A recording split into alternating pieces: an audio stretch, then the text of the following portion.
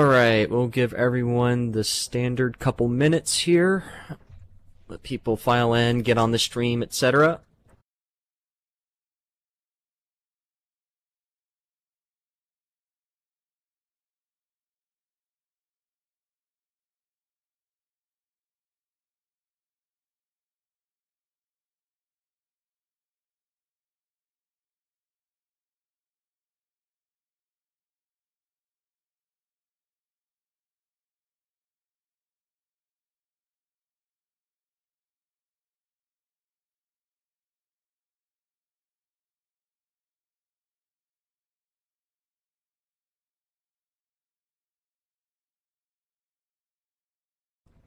Okay, I suppose we'll go ahead and get started. Welcome everyone to today's CCUG.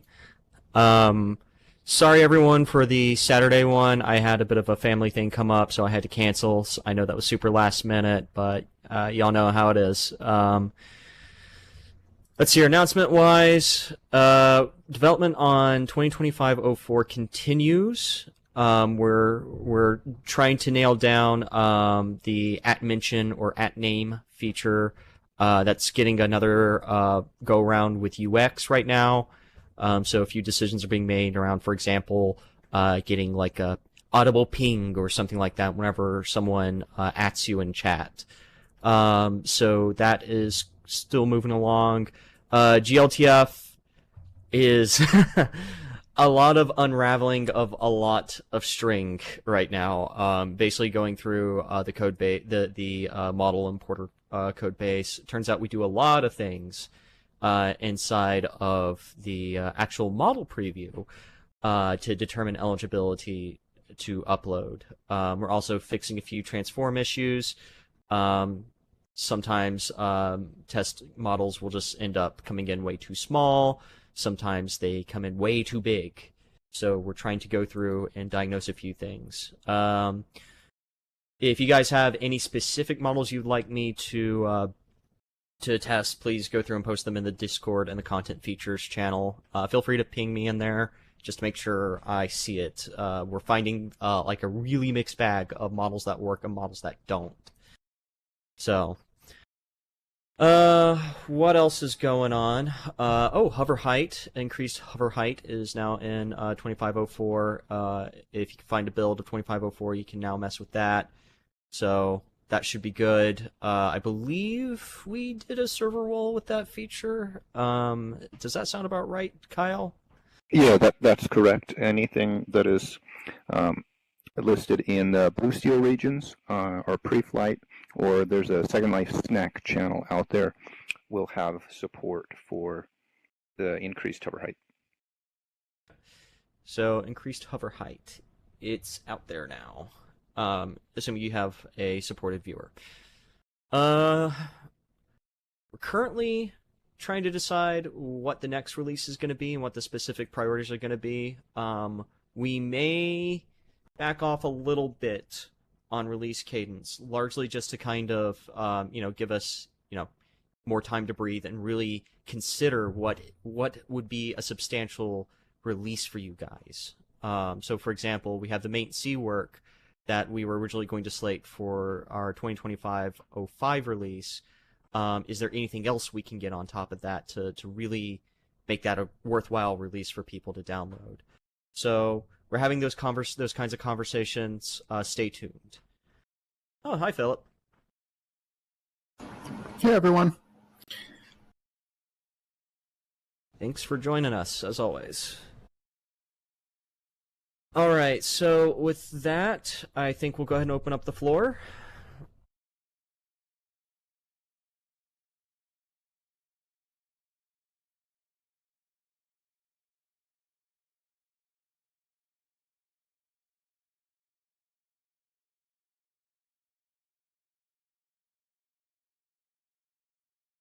So what you guys got for us this week?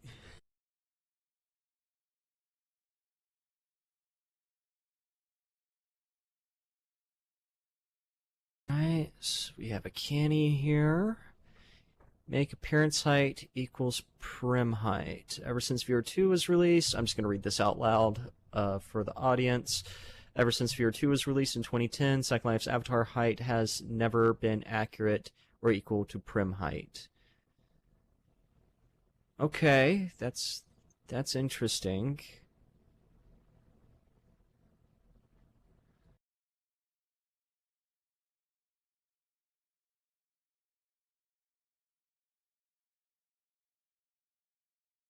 Prim height is literally in meters. So, you know, if you create a 1 by 1 by 1 cube, that is 1 meter on the dot.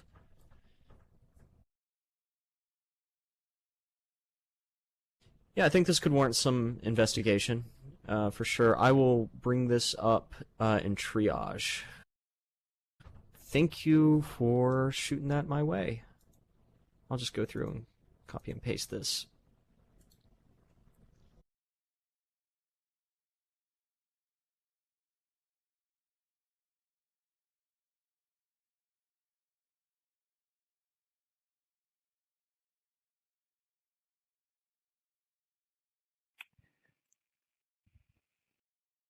That is a bit of an interesting one.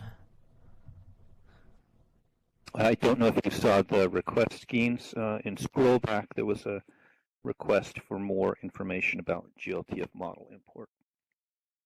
Yes. So right now we're still going through and just trying to get the import flow happy, just because our model import flow is actually quite complex, as it turns out. There has been what looks like some attempts in the past to make it a little bit easier to work with, but I haven't really seen it. Like it's not the easiest thing to work with, as it turns out.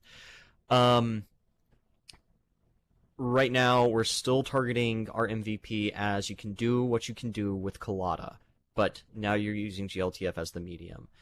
There will be a few constraints. I'm going to get that. I may as well get that out of the way here. I already did on the Discord. I think it's worth restating them here. So if you want to go through and have higher vertex limit uploads, you can't do that with glTF. That's not coming with glTF. That requires a whole mesh format upgrade that we are currently not prepared to do. We need to think a little bit more on that before we pull that trigger. For those who are not in the know, your current vertex limit for any given face is just over 65,000 vertices.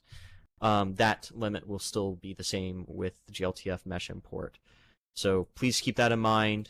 Higher limits will come with a mesh format upgrade, which will need to wait right now. glTF materials, just due to the complexities of the already complex mesh import pipe, which we should probably start rethinking at some point. You're not going to get glTF materials whenever you import a glTF mesh. You'll have to import those separately.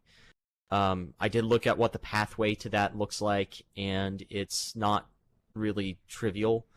We're talking about refactoring large chunks of code that we just don't really have time to refactor right now. So yeah, you'll get like the base color map. So, you know, you can just go through and upload your other maps from there. Or you can just not upload any map at all and just have the faces there for you to go through and set up with your own materials. Actually, that's a good question right there. Would you guys rather you get a base color map wherever you import a glTF mesh, you know, if the material's there, or just a blank surface that you can just put whatever glTF material you want on there until we have full glTF material import with meshes? Question to the audience on that. Just a blank one. I think that would allow for more flexibility. Okay.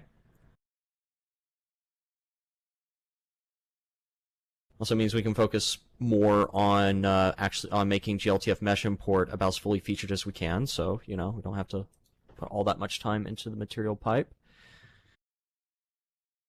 Because Nick.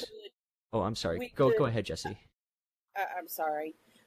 So forgive me, I don't know a lot of technical things about glTF, and I'm probably dyslexic and going to mess it up. But anyways, so if it comes in blank, then we could still put anything we wanted to on it, right? PBR, non-PBR, etc. Yeah.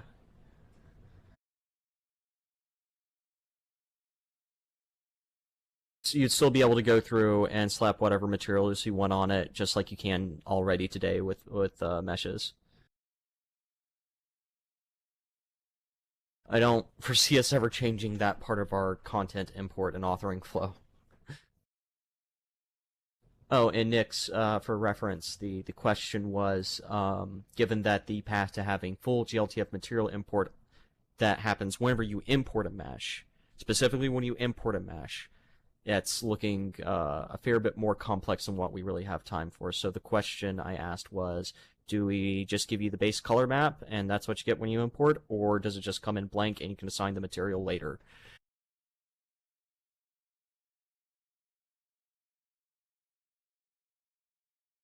Okay, blank it is. Thanks, everyone.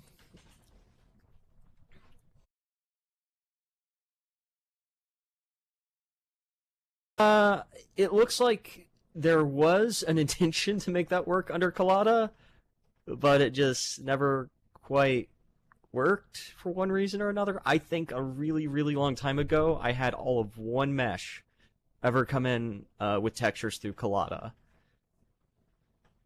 And I don't know what I did to make that work. It's been over a decade ago. Holy crap.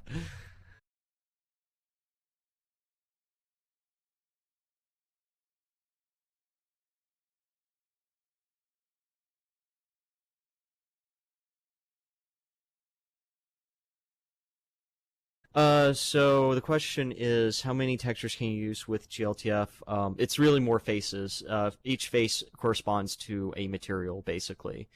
And I believe per object, so like per mesh that you have in the file, not for the entire file, you can only have 8, I believe, yes. I think we also split things up. So like this is really more of like a technical internal thing. So if you have something that has more than 8, I believe we actually split that mesh up into multiple objects.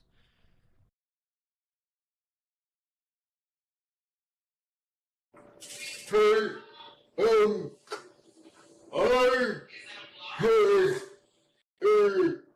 a question about Linden.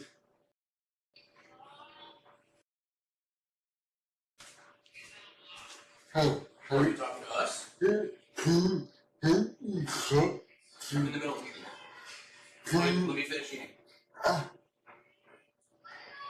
Um,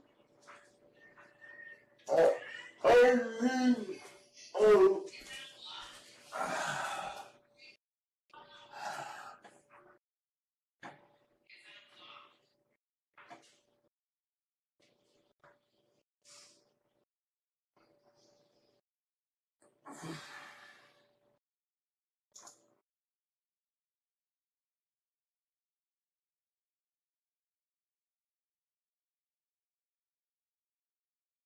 Right.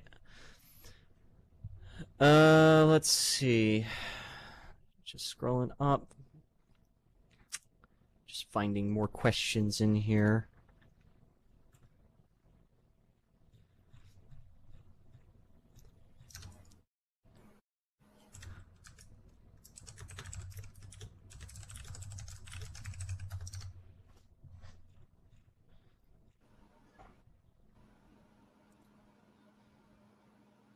Ah, yes, my favorite. Have you planned to put Unreal Engine 5 in for Second Life? No.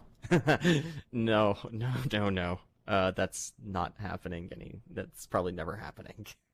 What about plugins? How do you mean? Okay, so Marvelous Designer and Connect has this whole thing with the it's really kind of cool, but it goes to Unreal, it goes to Unity, it goes to VR Chat, where Marvelous Designer now rigs, and you can do weight painting and a whole lot of things, UV maps and everything. and they work with obvious other, game developers and whatnot. And Unreal, I believe, has all kinds of plugins. There's the Chaos Cloth. There's with metahumans and whatnot. And I don't know. Maybe you guys could give them the skeleton or something. I don't know. I mean, well, first we need a skeleton to give. The old one is broken.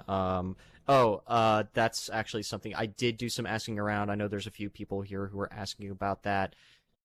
Turns out our folks at LDPW, they also just use Avastar. Go figure. So I want to go through and fix that. But anyways, with regards to plugins like that, I think that could be kind of cool if they would be interested in doing a plugin like that. I certainly love MD. That's a really I haven't used it in years, but I love that program. Well, you should they just updated it yesterday too. They also do USD formats. Oh yeah, so OpenUSD. Yeah, you should really, really, really dive into that and dig around, because I Yeah. think there's potential there to really make it. I see.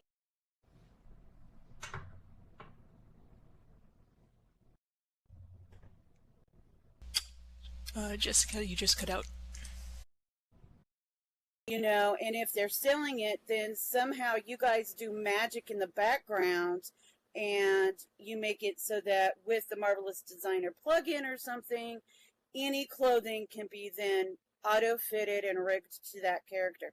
Because we're using the same skeleton for everything. So there's got to be a way that it could be auto-done to save a lot of headaches. And new people wouldn't even have to worry about what body am I wearing and what clothes matches that body.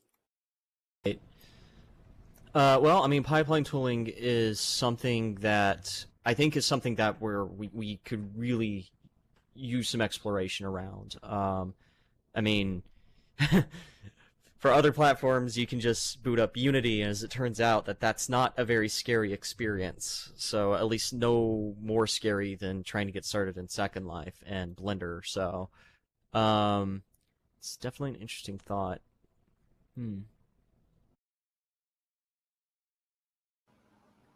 Yeah, like I was saying, the general question, I guess, or one general question for us to be thinking about is how could we help content creators make the pipeline better, I guess particularly for creating avatars, which is what we're talking about.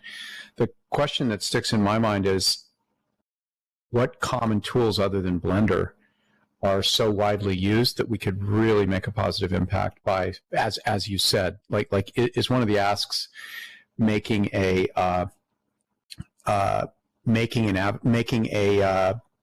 avatar kit or an SDK or whatever for Marvelous Designer? Is that kind of what we're talking about?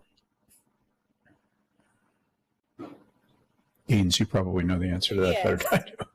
I mean, there's SDKs for all these programs, and there's actually a lot of industry convergence. I'm glad Jesse mentioned Marvelous Designer's OpenUSD support, because there's been a general industry trend to use that as an interchange between multiple content creation apps. Who knows? Maybe Second Life could be there someday.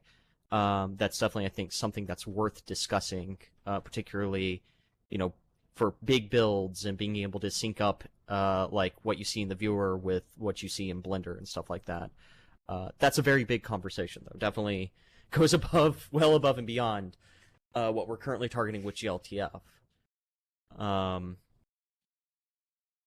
Could I ask, and Geens, maybe you know the answer to some of this too, I'm seeing the conversation about updating the Second Life skeleton on the wiki. Yes. Again, what do we mean there? Do we mean a rigged Blender compatible skeleton or something that actually matches, say, the Welcome Pack avatars or something? Yeah, pretty much. I did ask around internally to see if we still had something for that. It turns out, no, we don't. Everyone just uses Avastar, even us, it turns out. I'm going to be honest, I'm not super satisfied with that answer. I think it's something that we do need to fix. There's a second plugin called MayaStar, and that's what I use. In fact, Signature asked me to convert all of their male bodies from the Avastar format into a Maya compatible format and a Maya Star format. And that's done with just a couple of clicks of the button. It's really super simple and easy to do. So, but yeah, basically, you guys could write that code. It's Python code, or and add it to the viewer. Maybe, I don't know. I mean, what I would likely do, and this is just because this is a fairly standard way to go about this for other games, other toolkits, etc. So I would probably go through and just go through and post up an updated skeleton somewhere that has all the features that the current skeleton does.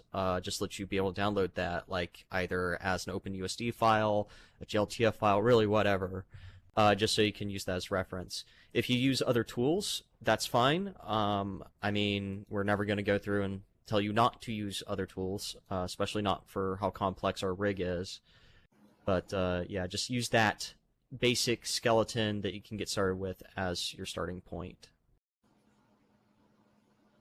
Just as a general FYI for everybody here, regular AAA games, their skeletons, their rigs on their creators are way more complex than the Second Life Avatar.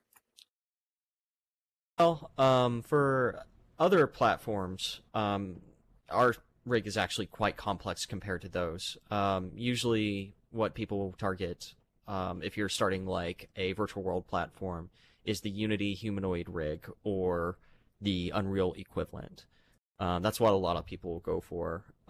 That, or you use something called joint proxies in animation retargeting. So you kind of have like this sort of humanoid outline with the like the required joints. You assign joints to each proxy basically, and then at that point, specific bone naming doesn't really matter. Which is also something I've been floating around a little bit, so just to make bringing avatars in world a lot easier. Honestly, something you could do that would help the situation is you could potentially remove the 5-meter limit on how far bones can move from each other, and that would give people a lot more flexibility in both building rigs and doing animations. I agree that the Second Life rig is actually pretty complex as far as like compared to other game standards. The issue we run into is it's not often clear how to rebuild a rig in rebuild the Second Life rig for non-standard avatars or quadruped avatars, and that can be like a really difficult learning curve. You could maybe look into things like maybe not requiring a specific hierarchy and allowing people more flexibility instead of just throwing more bones at creators. That could be a viable solution. Right. So, and that's actually what I was touching on there.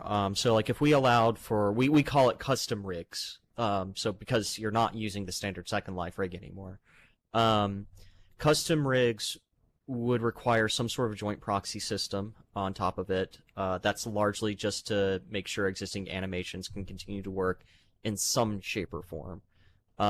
So you get some animation retargeting there. And we would need to go through and figure out what the specific import flow for that looks like. So you have, I don't know, some off-the-shelf freebie VR chat avatar as one example. You're trying to bring that in. Now you need to go through and map the joints to basically the proxies there, so animations will continue to work. Like that, those are the kinds of things we have to think about for that sort of thing.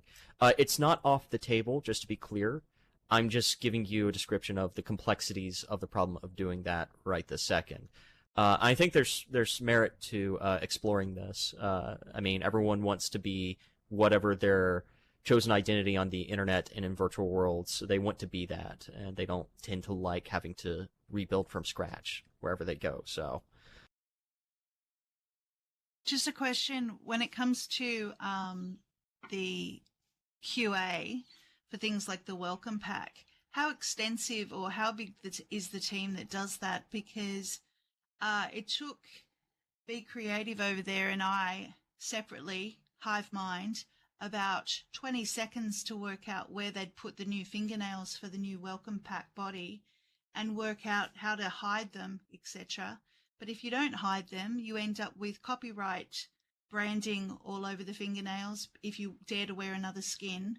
Or if you wear an alpha that goes straight across from the front and the back, you lose your fingernails altogether because whoever tested the QA doesn't actually know or seem to know how people actually use Second Life layers.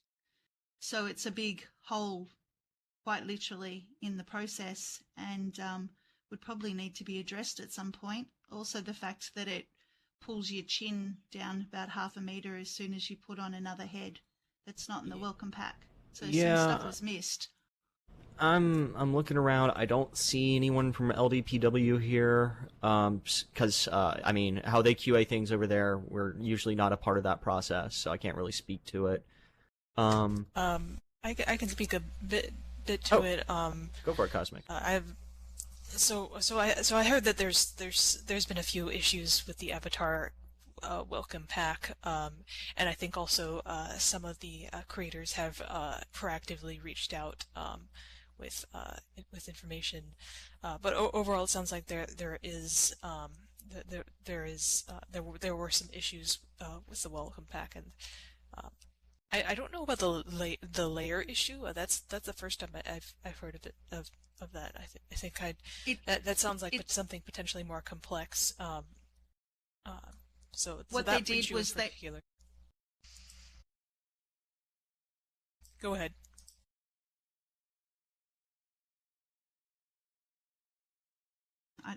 Sorry. They decided to make the fingernails have more robustness than the normal little nails on the hand. So they used that section between the front and the back of the SLUV, not realizing that 90% of the skins in SL for bodies put a watermark in all the spaces that are not the actual SLUV.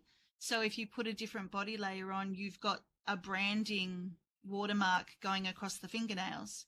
Or if somebody decides to go and make an alpha and they go from the front and the back of the SLUV, if they just go straight across, they're going across where the fingernails are now put.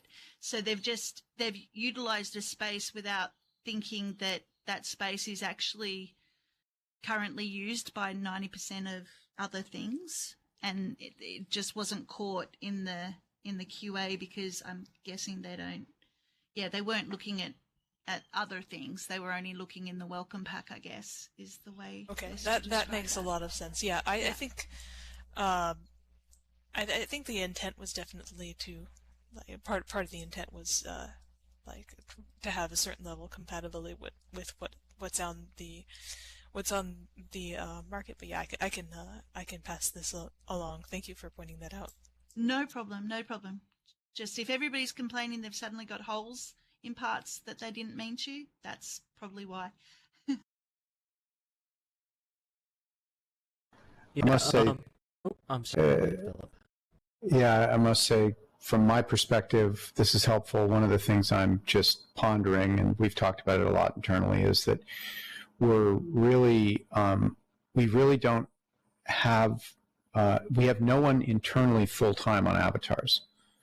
So that, I think, is making us kind of slow to be able to be responsive to things like, hey, this or that format, we should be exporting formats of the welcome pack avatars to the wiki or in other places where people can easily use them to retarget stuff. It's like, yeah, I'm open to thoughts as to how to do that. But yeah, Jessica Wigglesworth, I guess the problem is, are you also an engineer and, and a community manager and a product manager? The challenge right now is that we don't have full-time whole individuals that are working on any of those. Geens, who is next to me here, is absolutely fantastic and is the only full-time Linden that we have working on the viewer, which includes all of this stuff with respect to the avatar. But I'm struck by how complicated avatar stuff and compatibility is across all these different packages. Yeah, That's just the nature of the platform, really. Sorry, I was just like, I think the avatar gifts overall was like a really fantastic idea, and I just want to stress that. Of course, there are going to be like incompatibilities between different bodies and different heads and stuff. And I'm curious. I've never seen the chin issue before with Lelutka heads, but I just want to stress that It was other heads. A whole good that you guys did that is what I'm just trying to say. Yeah, I mean, just like avatars generally, like, you know, we've been at this for, goodness, 22 years now. We still have not perfected the avatar. Others have also not perfected the avatar. It's a pretty complex subject, as it turns out, and whenever you're swimming around in now an ocean of virtual worlds, like, how do we improve compatibility? How do we make barrier to entry lower? Things like that. These are all like really important considerations that we need to That's think a really about. good idea, Kyle.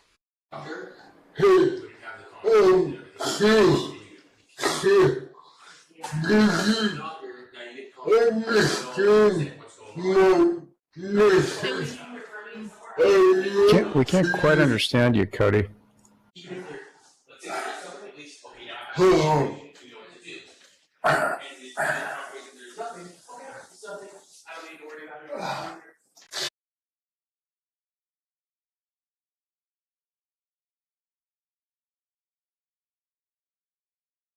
There was actually some confusion too, because it wasn't communicated in advance that the Project Zero viewer actually gets the welcome pack in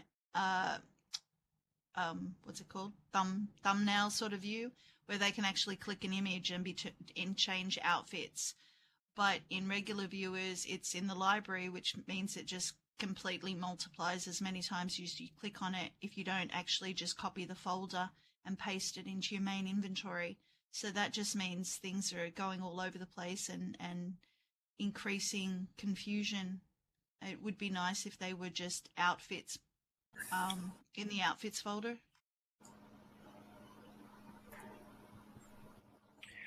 Let me squeeze in there.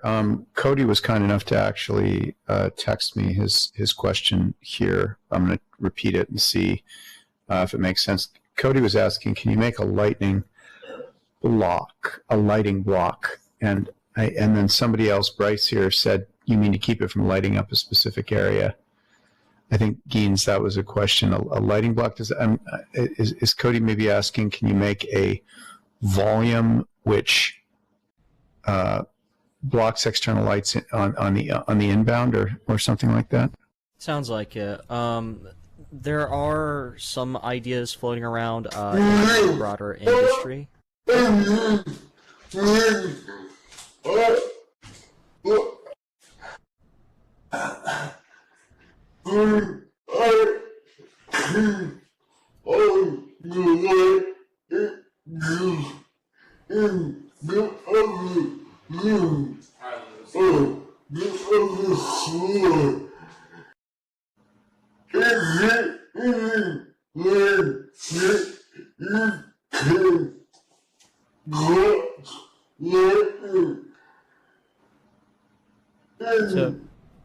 So one feature request that I've seen is going through and having, I guess you could say, like a light volume they can link lights to, and those lights will not go outside the bounds of that volume. There is some precedent for that. It's something we could look at. We could definitely use better lighting tooling generally. I think this is something that comes up about every other CCUG, if not every CCUG. But really? Yeah. The people want brighter lights, basically, because our lights are actually quite dim. So I think rethinking how we handle our lighting tooling is actually a pretty good idea. There's some steps we can take for more immediate improvements, like using physically based lighting units, which we currently don't do, to adding things like light volumes, where you can link a light source to the volume, and it only influences objects within that volume. Right. And are these PBR era basically changes that we're grappling with, Gaines? Well, I will say that with PBR, we didn't take the time to really upgrade our lighting pipeline. We added reflection probes, but we didn't go through and make lighting better to match. So it's kind of like one of those gaps that we said, we don't have time to do it today, but maybe we'll do it tomorrow. So I think it's definitely something that's worth revisiting here. Are there any any good canning requests on that one? It'd be a good. We're obviously demonstrably trying to do a better job at sorting by canny votes, looking at stuff and modifying them based on that. So if there is a good canny one on lighting stuff, I have a few. Let's look at it. Cool. Some of these ended up. I kind of consolidated a few of these. Here is the physically based light one. That's just a consolidation of of a few of them, just so we have a bit more of a focused issue for that. Here's one for light probes, which technically we support, but we bundle it, quote unquote, with reflection probes, which makes them a little bit confusing in terms of how to work with. And there was a third one. Okay, here's one for being able to separate out, well, for better shadow casting light support, pretty much. We don't let you decide which lights cast shadows, we decide for you, and that has led to more than a couple of issues. Let's see, what's another one? And here is the light leak / shadow bug, which is a long-standing one that came about as a result of PBR because we changed a couple things. So that better speaks to just better shadow support more generally.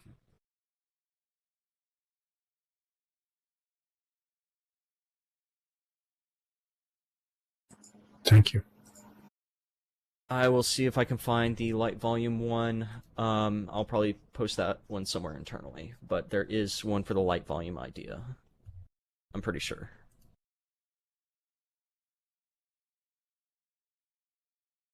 Let's see here. Any news on transmission? No, we haven't. Like, we're still trying to figure out like what the next steps are going to be after glTF mesh import. I know everyone really wants the features, the shiny rendering features, material features that we were working on with PMFP. We're still just trying to find the right time and opportunity to get those pushed out to you guys. We don't want that work to go to waste, basically. And I believe there's a question from research from up above with regards to micronormals. At this time, no, we're probably not going to support micronormals. Eventually, it'd be nice if you had like a secondary detail normal they could do something with in that regard, but right now it's not really a priority.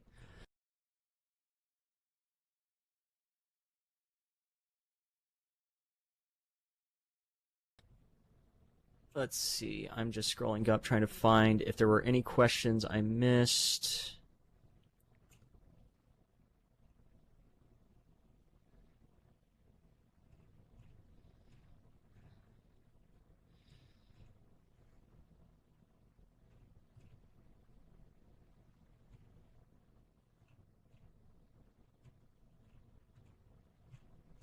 Can you open this in air? Can open this in air?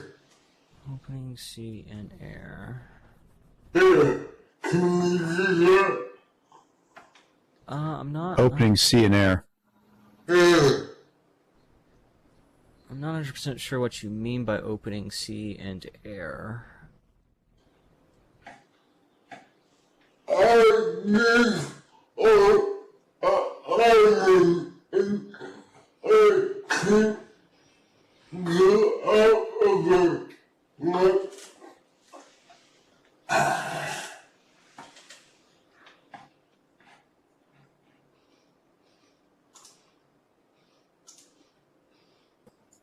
Cody, if you repeat it, type to me. If you IM me with more, I'll bring it up again. Yeah.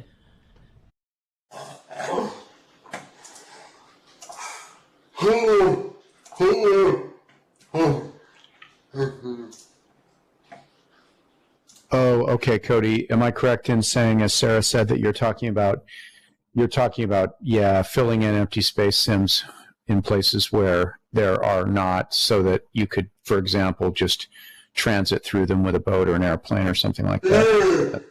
Oh. Yeah, I mean, yeah, the problem with that is, the system complexity of doing that is so enormous in our code. It's, we got millions of lines of code, and the problem is to do that, we'd have to either run single servers in each one of the void spaces, which would obviously put us out of business overnight, because every one of them is like, whatever it is, $100 a month or whatever to Amazon.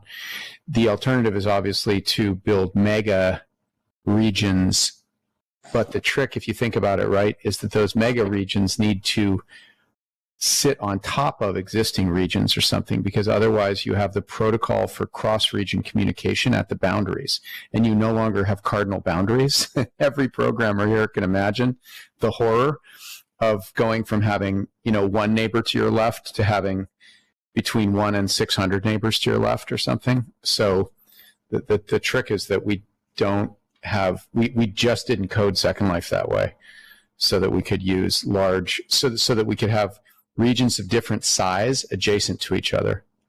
So I don't know how to solve that, but I hear you, and as someone who loves mainland and who loves the kind of open exploration, I couldn't agree more that we need to have more of that. I don't have an easy answer off the top of my head, but yes, thank you for bringing that up. I did see a question about Thanks, Cody. I have a thought that maybe would be possible with that. I mean, obviously you can't open, every single square on the grid on the map, but considering how we move from one region to the next, and it's even on a different server, is it possible to say, if you go to the most west point of a specific server, could that not just transfer you to the east point of a region that's not connected to it? Like, i.e., can you just, if there's a break between two areas, can you make one point of one skip across some and then connect you to another one? So in essence, it would feel like you're traveling to the other one, but they wouldn't actually be connected. Does that make sense? How would that help? I mean, theoretically we could, because that's just a conductor problem. We could just say that you're just saying, could I have a server whose right edge was connected not to its Cartesian neighbor in the grid, but instead to the left edge of some server that's some great distance away on the grid? That's what you're saying, Snowlight? I mean, even if you want to, yeah, exactly. Like, even like what someone just mentioned, like around Earth, and even if you just wanted to go to the furthest east point and then have it loop you back around to the west point, it would just like complete that circle. And also in areas where there's maybe a continent where there's only one area that's disconnected because, someone owns it, which that's their right. They pay for it. Maybe if you went north, it would skip over that. And I don't know if it's just an idea, because you wouldn't have to open any regions for that. Or you could open one that would push you into that region. Yeah. And then it could even, in theory, like, let's say you have a region that was 5 across and you wanted to skip it. It could actually repeat you into the same region for the amount of time that it would take to travel across those, and then push you into the one that you were traveling to. Yeah, I mean, if you want to design that out a little more and email me with it, I do think we have talked a lot, and I think a lot lately, about how could we open the grid up more, like if we gave everybody server binaries or something, or you could attach, OpenSim servers to the main grid or something. I've often thought about how would that work fairly as a means of apportioning access, right? Like presently we do it by running our own servers and renting them to you, basically. But we've thought a lot about lately about, well, is there other ways we could do that? If people wanted to run their own servers, could they do it? But the trick, one of the tricks is, how do you kind of handle the dispute where somebody doesn't want to be connected to their immediate neighbor, or they do want to be connected to their immediate neighbor, but their neighbor doesn't want them to. It's sort of an interesting question. I like thinking about it as a set of neighbor connections, which is what you're suggesting. It's just not immediately obvious to me that would allow you to make like cooler, sailing regions or something by doing that. But I do see what you're saying. Thanks for that. That's interesting. A few more questions I'd like to get to. Sorry.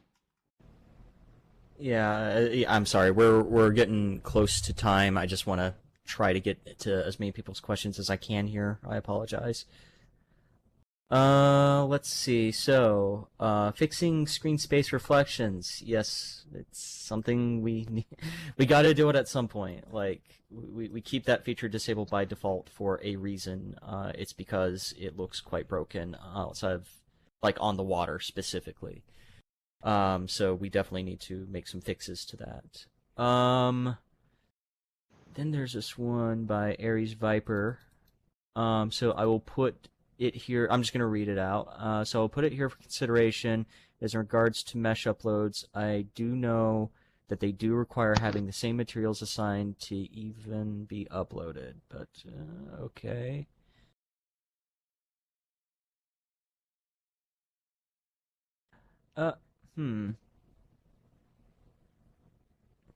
Takes the highest space and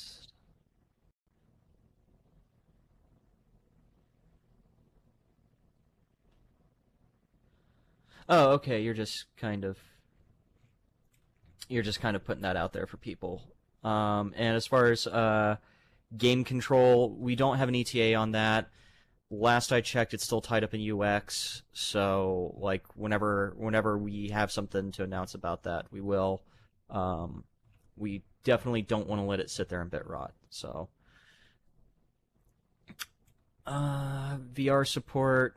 VR is such an interesting subject because we really need to eat our performance vegetables first, I feel, in order for us to really make that work.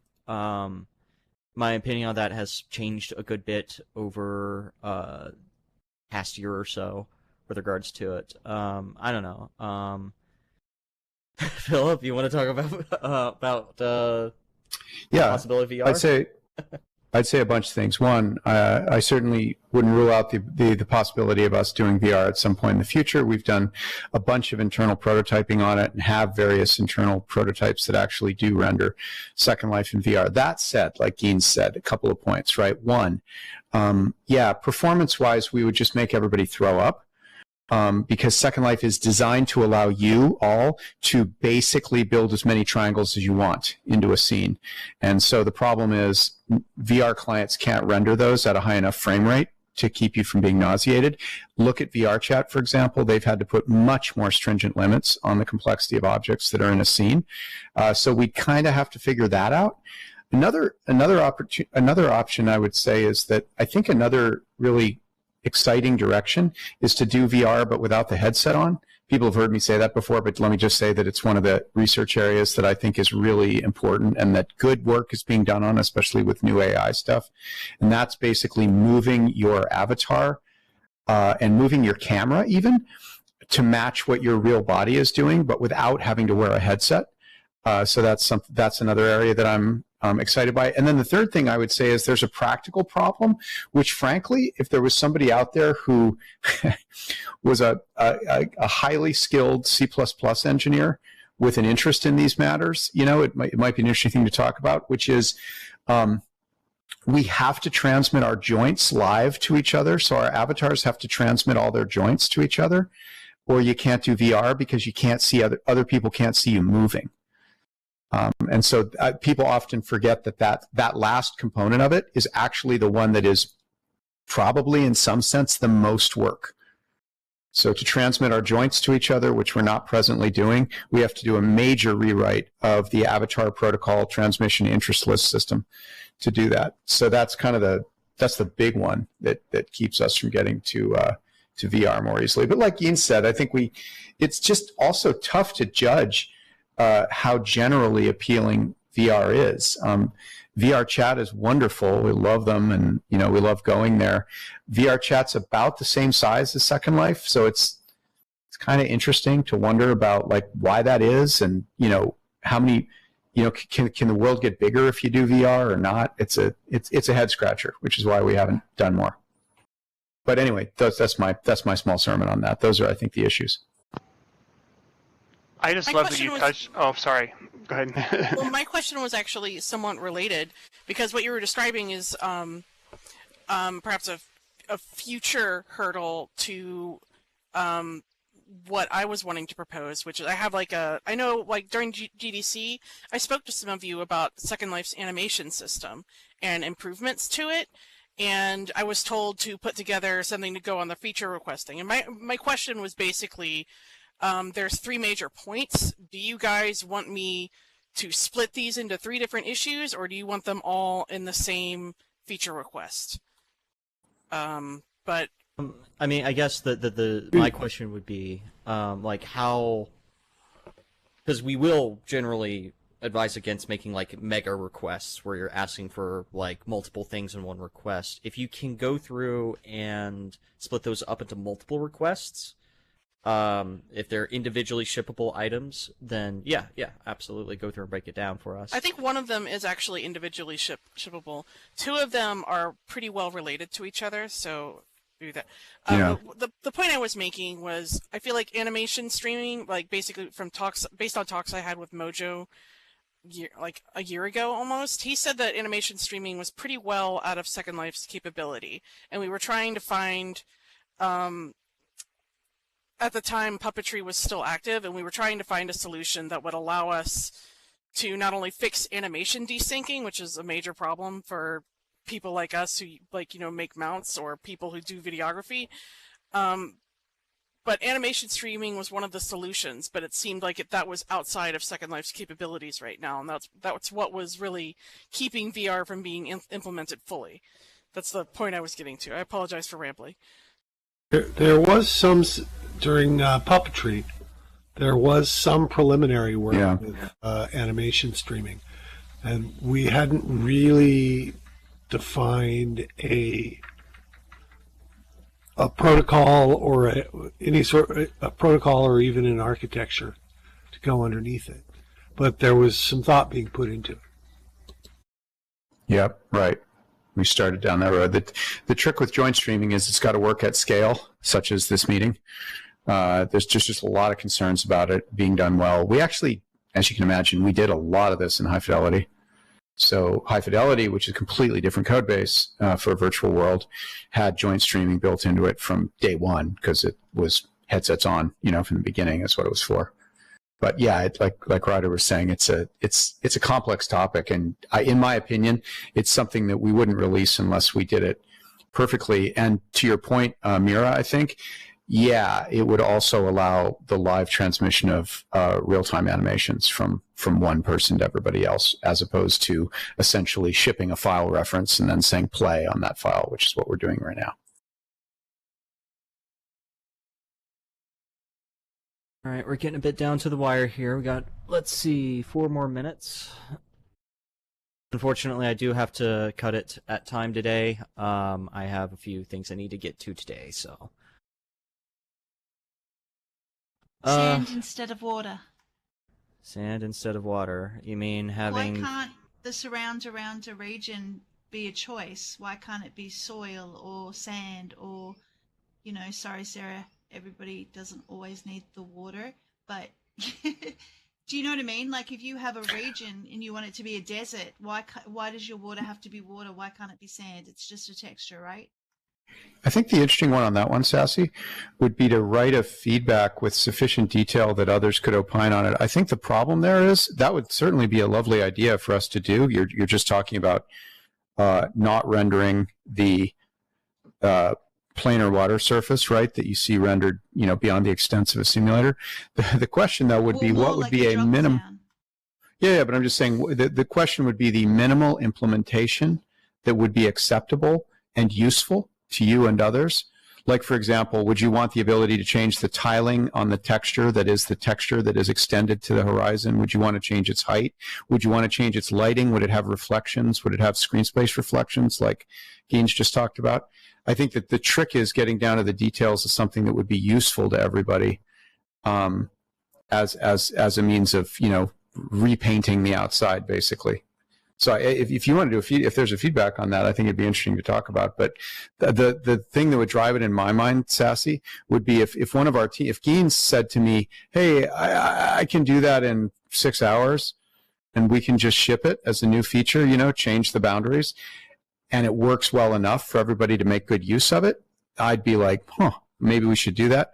On the other hand, I suspect that the minimum coding required to do something that would be even vaguely acceptable to this community might be more like months of work. I'm on the months of work side of that. There are very few things, hilariously few things, that I would ever be able to confidently say will only take about 6 hours of work. And a real question for you, Sassy, on that one, because I've seen people solve this with a megaprim. Is that good enough for now? Well, we keep getting told that if we put things out of region, that it causes incredible lag and disruption to the server that you're paying for, because you don't really pay for the outside. Okay, if it's a lot, okay. I'm just saying, we've been told to not put things outside. So if it's not true, that's news that it's not true, because it used to be very much told that. Yeah, I would take writer's advice on this one. Yeah, encroaching on others' land, sure, that might be no. But if it's your own private region and there's no neighbors, yeah, I don't see why you wouldn't do that. Okay, that's interesting, because it even used to be with sim crossings, if you had one prim on both, it was supposed to be hard on the regions as well. So yeah, if a whole generation of us got told it was a no, so that's good. And back then it might have been good advice. It might have been, yeah. I turned 19 yesterday. Congrats. I mean, we run into so many complicated problems like this. It's like, and I wanted to say thank you, Sassy. I think you were the one that got me down this road. We are definitely going to take a look at how to improve startup time for everybody, but by looking at this problem that inventory size is linearly related to startup time, which I did that. Thanks everybody for giving me the numbers. I did that scatter plot that unambiguously shows that there's a linear relationship between inventory size and startup time for all users. So we can definitely fix that. That is just incredibly unfortunate. But yeah, there's so many historical scary sacred cows in Second Life, because sometimes the Lindens don't even understand the code anymore. So it ends up, with doing things like don't put megaprims or whatever, because, God will strike us down or whatever. It's complicated.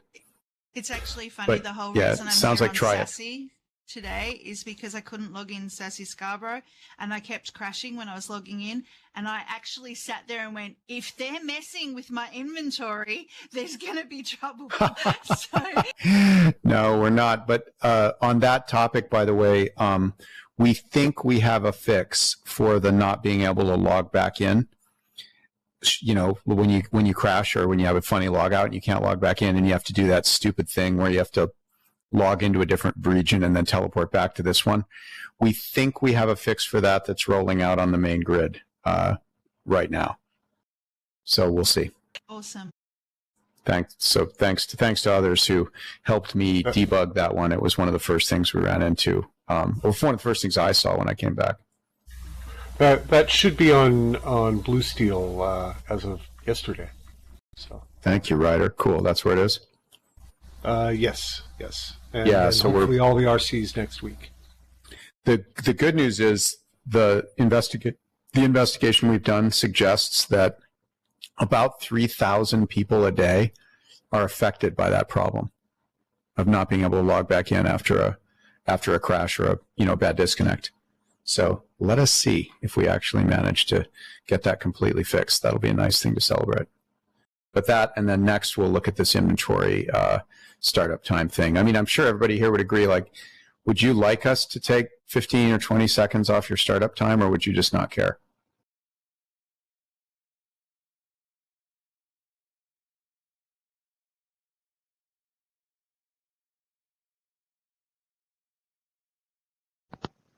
Doesn't matter to me. Yeah. You just go grab a cup of water, and when you get back, you're good to go. It's just kind of like anything. If you're watching the clock, it's like, yeah, this is taking forever. But if you just walk away for a second and come back, it's done. You know. By the way, I really appreciate. I kind of asked that question intentionally because I knew I was going to see that. This is why development is so hard here, because yeah, I actually respect that answer too. Right? If you're using Second Life all day, and you only ideally log in once at the beginning of the day and log out at the end of the day, then of course the startup time doesn't matter at all, right? On the other hand, if you're brand new and you've never used Second Life before, and you've just downloaded it, right? And it takes 60 seconds to start up, you know, it's possible we're not going to get you, you know? So it just gives a great example of that. That gives a great example of how painfully difficult development here is, because we have so many different ways to look at this stuff, and it makes total sense, you know. But in any case, we're going to look at it and try to get the startup times. Yes, yeah. Thanks, Eric. I want the startup time to be negative too. I want it to, just log you in because it knew you needed to be. All right. Thanks, everybody.